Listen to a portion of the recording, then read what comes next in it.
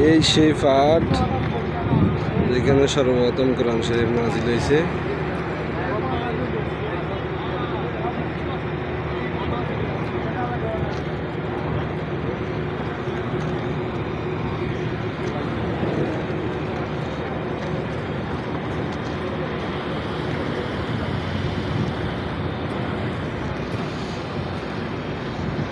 যাইবা এদিকে যাও, আব্বু আয় তোর পিছনে পিছনে। আব্বু ওই এখানে কোরআন শরীফ নাজিল হয়েছে কেন? ওই উপরে বুঝছেন নি, ওই ফাড়ি এনুর পরে। হ্যাঁ এই জায়গাতে ওই একদম উপরে মানুষ দেয়া যা দেখছো নি, একদম উপরে। এই খাজিরাউদ্দিন তালা হুসাইন খাবারটা হলে এখানে যাইতো।